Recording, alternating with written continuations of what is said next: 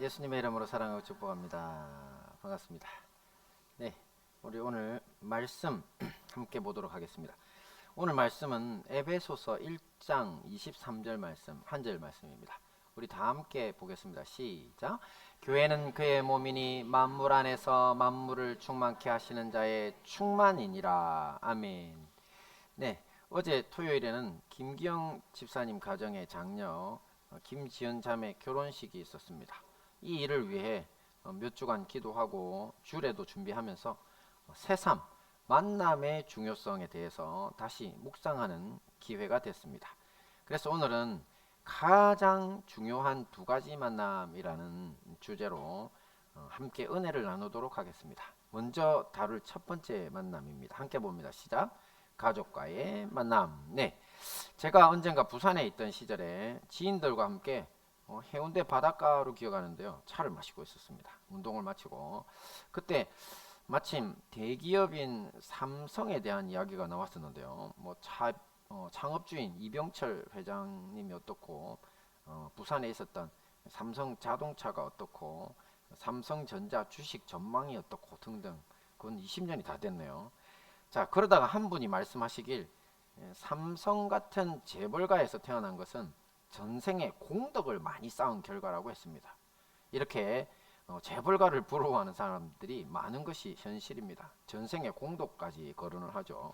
자, 그런데 이런 주장을 뒤집어 적용해 보면, 가난한 집에 태어난 것은 전생에 공덕을 못 쌓은 결과가 되죠. 또 부잣집에 태어난 것은 복 받은 사람이라서 높고, 또 가난한 집에 태어난 사람은 복을 못 받은 사람이라 낮다는 지위의식도 자연스럽게 만들어지는 폐해가 생길 수 있습니다.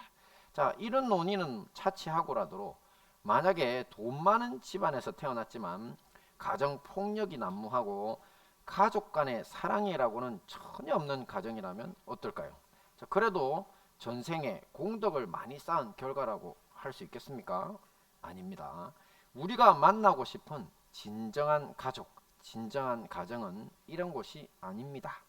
제가 결혼식 주례를 맡을 때마다 혼인 서약 순서에서 두 사람에게 묻는 질문이 있습니다. 한번 제가 읽어보겠습니다. 신랑 신부는 그 어떤 경우, 곧 기쁠 때나 슬플 때나 건강하거나 아프거나 부유하거나 가난하게 되는 모든 경우에도 서로를 사랑하고 존중히 여기며 도와주고 보호하여 진실한 남편과 아내로 일정한 부부의 대의와 정조를 굳게 지키며 영원한 사랑으로 동고동락할 것을 확실히 서약하십니까? 네, 아멘. 네, 결혼식장에 서신 것 같죠? 자, 이것을 제가 결혼 예식이다 보니 신랑 신부에게만 물었지만, 이 구랑 구부, 뭔 말일까요? 오래될 구자 써서 오래된 남편, 오래된 아내, 혹은 부모와 자식 간에, 형제나 누이 간에, 모든 가족에게 물어도 참 좋은 질문입니다. 제가 질문을 한번 해볼 테니 여러분들 마음속으로 자기 가슴에 손을 얹고 자기가 속한 가족 구성원들을 한번 생각하면서 대답해 보시기 바랍니다. 여러분들은 지금 기쁠 때나 슬플 때나 건강하거나 아프거나 부유하거나 가난하게 되는 모든 경우에도 서로를 사랑하고 존중히 여기며 도와주고 진정한 가족으로 서로를 지켜주며 영원한 사랑으로 동고동락하고 계십니까? 아멘. 예수님을 믿는 가정이라면 이렇게 살고 있어야 정상입니다. 이래야 우리 가정이 재창조의 가정, 하나님의 나라인 것입니다. 하지만 여기에 문제가 있다면 어떻게 해야 할까요? 특별히 문제를 일으키는 가족 구성원이 있다면 어떻게 해야 할까요? 가족에게나 그 누구에게나 일단 대원칙은 바로 하나님의 말씀입니다. 함께 보겠습니다. 시작. 형제들아, 사람이 만일 무슨 범죄한 일이 드러나거든 신령한 너희는 온유한 심령으로 그러한 자를 바로 잡고 내 자신을 돌아보아 너도 시험을 받을까 두려워하라. 아멘. 잘못된 것을 바로 잡아주고 비난보다는 내가 잘못한 일은 없는지, 또 나도 그런 죄의 유혹에 빠질 수도 있으니 조심하라는 것입니다. 자, 물론 문제를 일으킨 사람도 자기 문제를 먼저 시인하고 용서를 구해야 합니다. 그렇지 않은 경우까지 이런 원칙을 무작정 적용해서는 안 됩니다.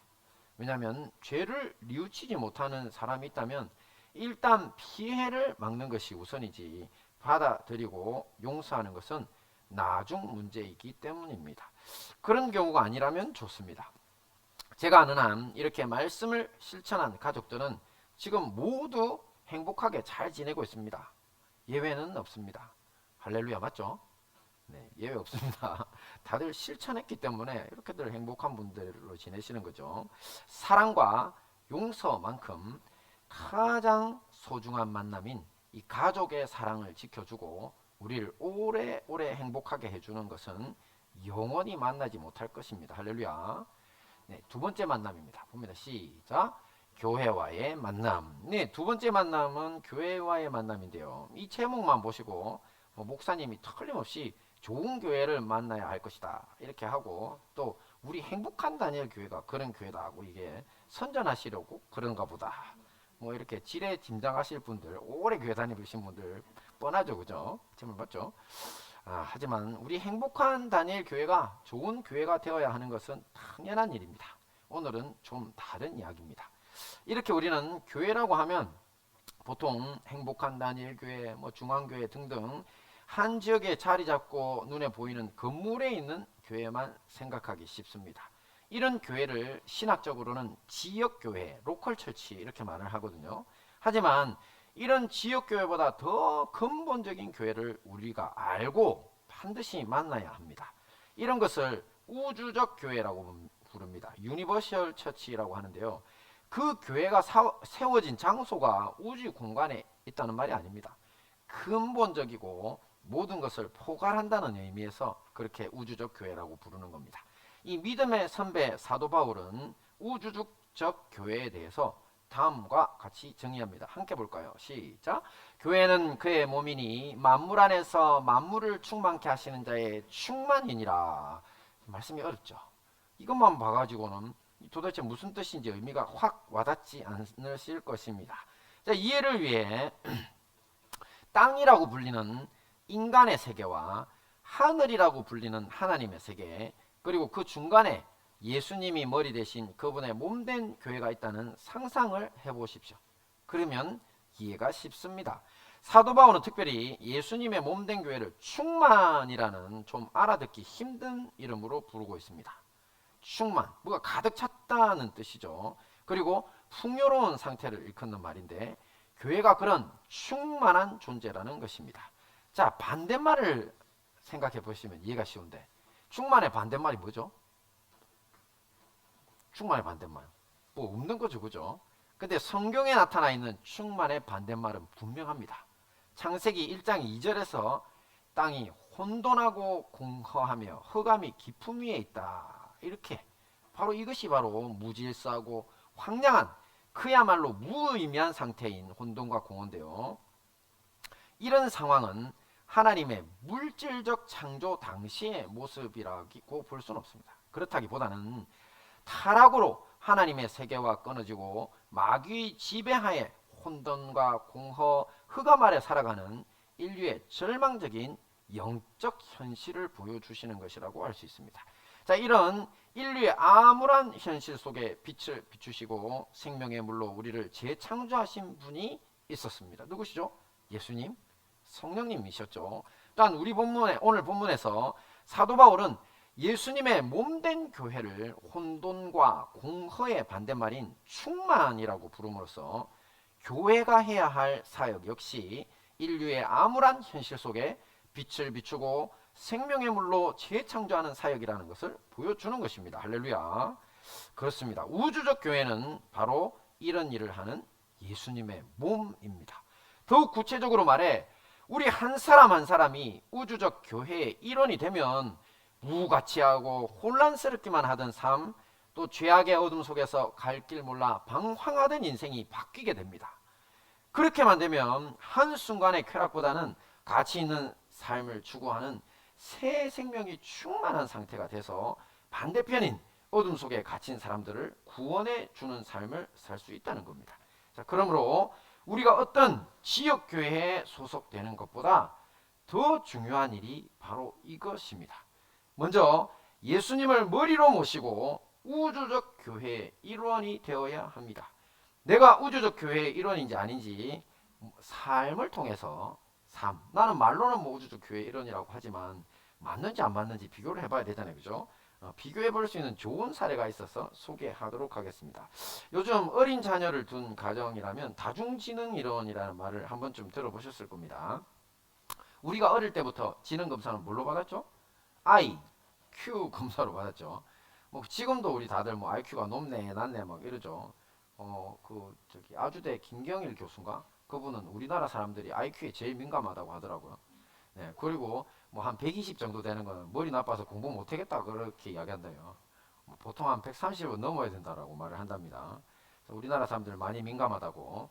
자, 이렇게 우리가 IQ 참 많이 쓰는데, 그런데 여기에 반대하시는 분이 한 분 수십 년 전에 나타났습니다. 바로 미국 하버드대 교육심리학과 교수인 하워드 가드너 교수라는 분입니다. 이분에 의하면 남들에게 자기의 마음을 잘 표현하고 언어로 또 다른 사람들을 이해하기 위해서 언어를 사용하는 능력이 뛰어난 것을 이분은 언어 지능이라고 불러야 한다고 했습니다.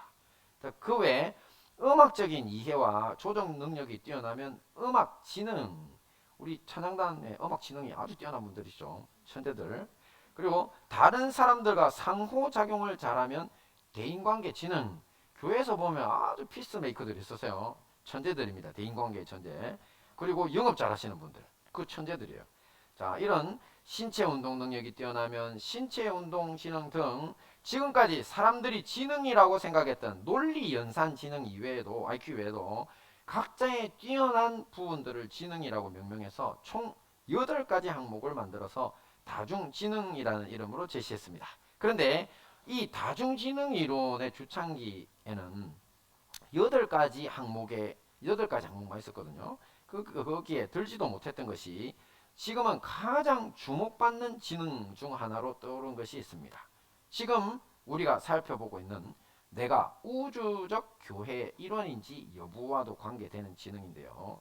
그 이름은 다름 아닌 9번째 지능, 영성지능입니다.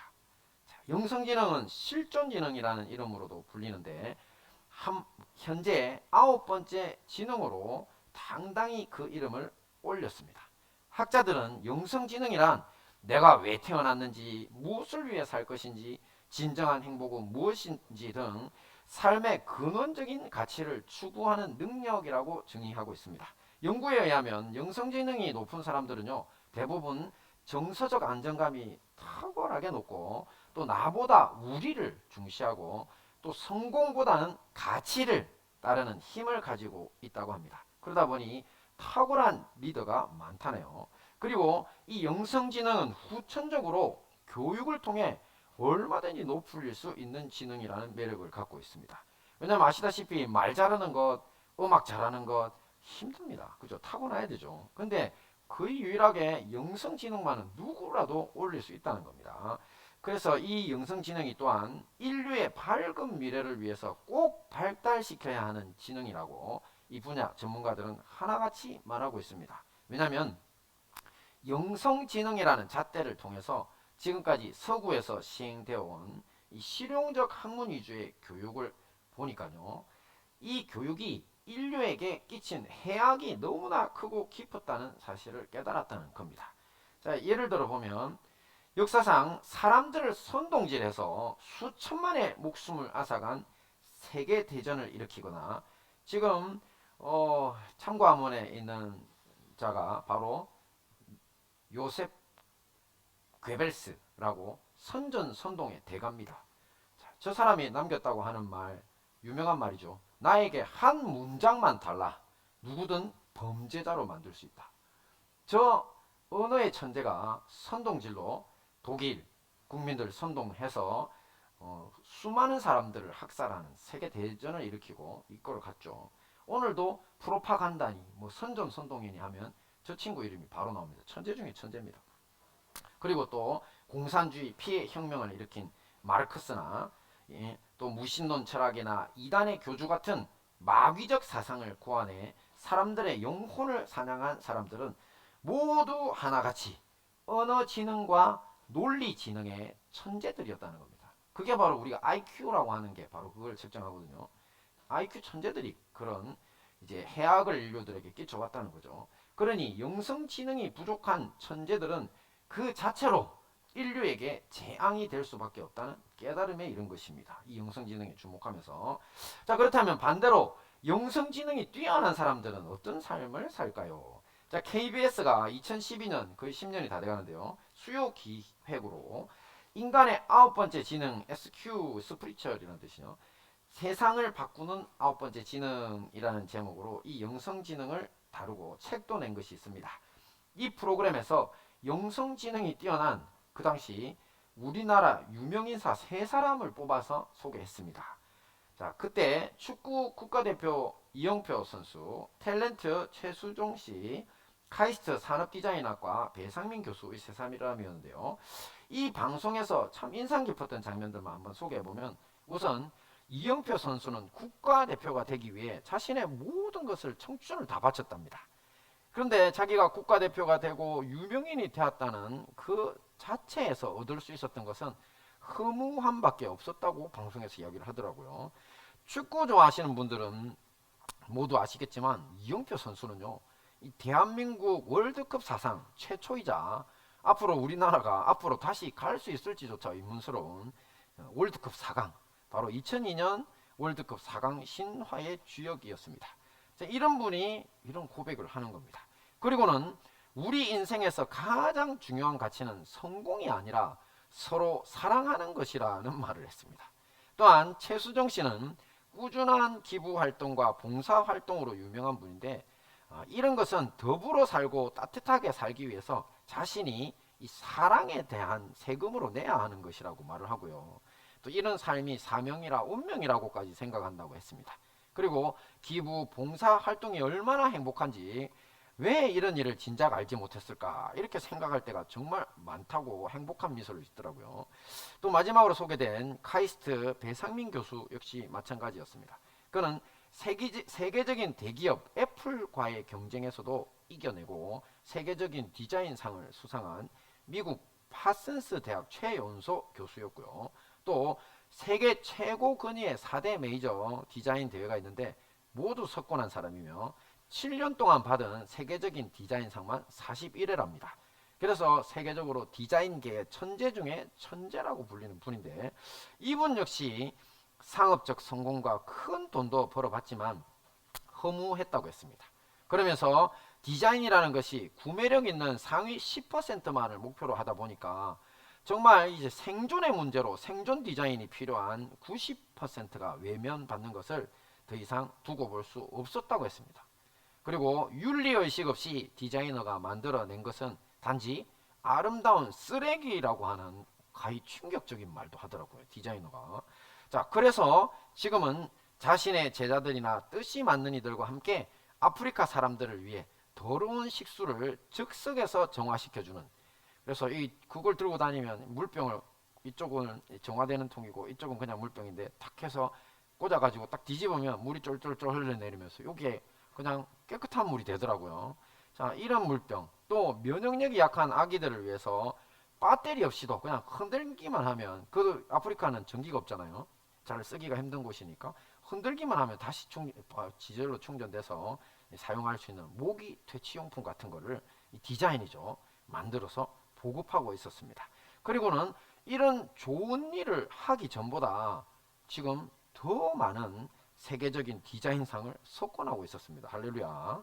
자, 이미 눈치채셨겠지만 이렇게 우리나라 방송에서까지 영성지능이 탁월하다고 소개한 이 유명인사 3분 모두 기독교인들입니다.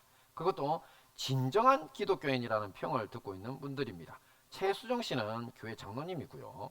자, 앞에서 영성지능은 내가 왜 태어났는지, 무엇을 위해 살 것인지, 진정한 행복은 무엇인지 등 삶의 근원적인 가치를 추구하는 능력이라고 했습니다. 자, 이런 질문에 대한 정답을 주는 곳이 교회 말고 어디에 있겠습니까? 오직 혼돈하고 공허하며 흑암이 깊음 위에 있는 땅과 하나님의 세계인 하늘의 한가운데 서서 예수님과 성령님을 모시고 재창조의 세상을 만들어가는 예수님의 몸인 우주적 교회에서만 정답을 얻을 수 있습니다.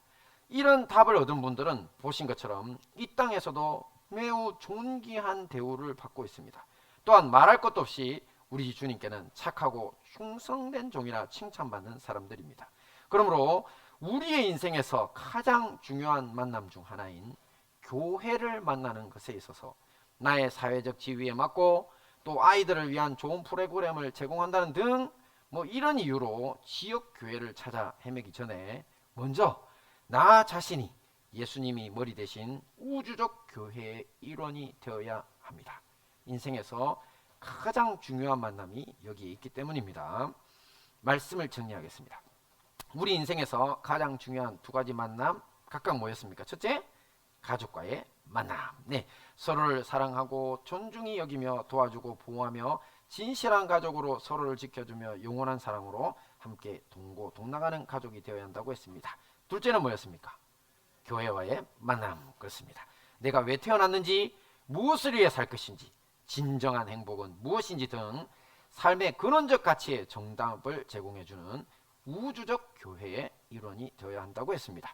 이 모든 말씀으로 행복한 가정을 이루시고 우주적 교회의 일원으로 이 땅에서도 존귀하고 주님께 착하고 충성된 종이라 칭찬받는 우리 행복한 다니엘 교회와 형제교회 성도님들 되시기를 축원합니다.